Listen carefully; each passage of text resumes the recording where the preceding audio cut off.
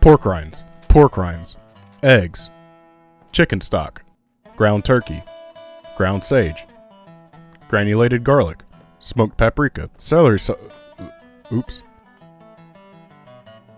Toss your ground turkey into a pan set to medium-high heat so we can get it all browned up. Don't forget to remove its diaper.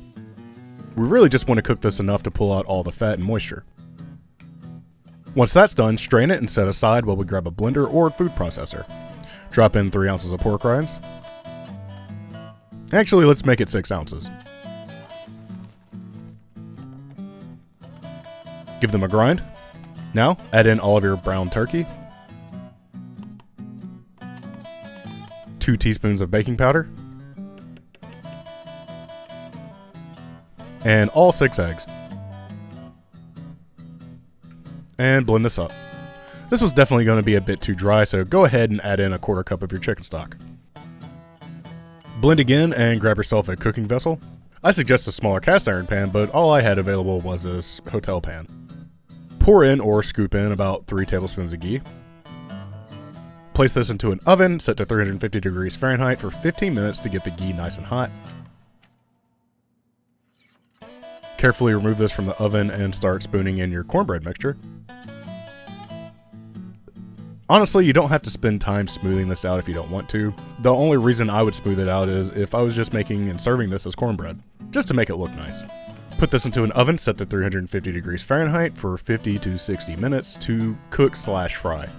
In the meantime, let's get our optional veggie sauteed up. If you look in the frozen aisle, you'll typically be able to find a mirepoix blend.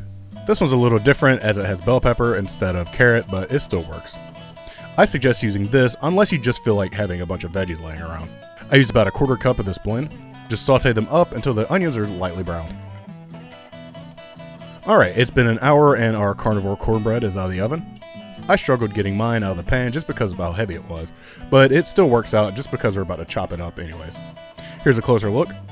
It really makes me want some chicken and dumplings and hot sauce, but that's not today. Take your cornbread and dice it up. This is the point where we differentiate if we're making dressing or stuffing. Keep the cornbread in cubes and just follow the next steps without using the chicken stock. Just season this up and either stuff it in your bird or place it on a sheet pan and toast it up for a side.